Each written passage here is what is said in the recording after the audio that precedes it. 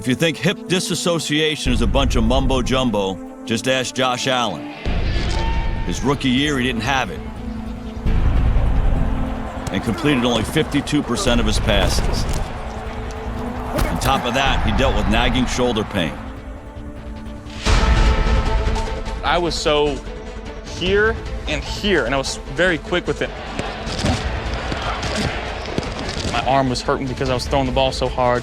My second year in the league, met with a guy named Chris Hess. He owns this company called Biometric.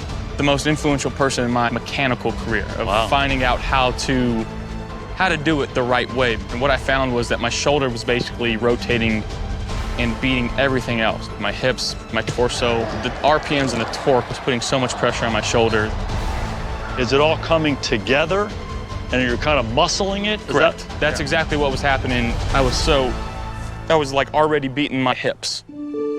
Chris shows you examples of how efficient you should be.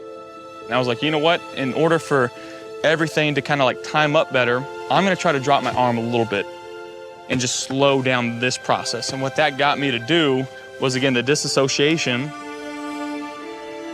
to now, once I start my throwing motion, get my foot in the ground quick, this is going and this is still coming around. In 2020, after working with Chris Hess, something remarkable happened. Allen completed 69% of his passes, 17% higher than his rookie season. An NFL record for improvement over a 2-year span.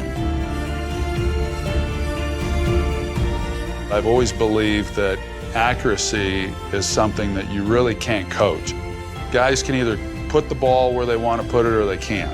And Josh Allen proved me wrong on this.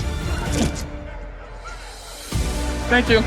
You're rotating through and then this whips through kind of by itself, not unlike a golf swing. Basically, like every rotational, it's golfing, it's swinging a baseball bat, of staying on that back foot, and it's this, right? Where I want to throw everything and have this stay back as long as possible, and as it comes through, to be as snappy as possible.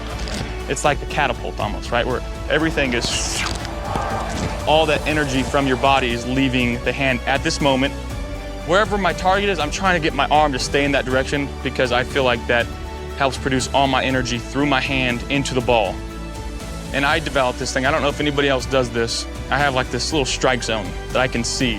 If you were to like paint a TV screen of what you see, there's like this little yellow spot where if I can release the ball in this spot every time, I know exactly where I'm releasing it, and in order to change the trajectory, I just do this. You've been like this your whole life, and now, one off season, you're an NFL player already. You say, I'm going to change this. Yeah. When there's 80,000 people and these defensive linemen are chasing you, how do you get it where it's internalized and that becomes how Josh Allen throws? A lot of reps, And it's still, at certain times, it's like when you're in the pocket, it's like, I feel like I got back over the top and I'm back too far on my left leg. You have to have certain reminders. Right before I'm going out to the field, when I'm throwing the ball, it's like, all right, I'm not going to move my left foot here. I'm just going to throw a few to my equipment manager scopes and just stay right here. And once you get that feeling, it's like locked in, go play the game.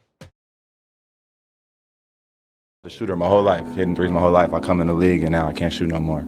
So that was a wake up for me. And for me, it was just get in the lab, bro. Get in the lab and figure it out. And I owe a lot of credit to my coach in New Orleans, who was my shooting coach. I owe him a lot because he turned my career around for sure. I get there, about 3-4 days goes by, and he's like, yo, like, we about to change this. It started off weird because it was just like, yo, like, the first 2 weeks, I'm like, man, this, like, I'm about to just go back. But it's just like, nah, just stay with it, stay with it, stay with it. And then repetition, picks up with timing, and then it locks in. So a lot of shout out to Fred Vincent for sure.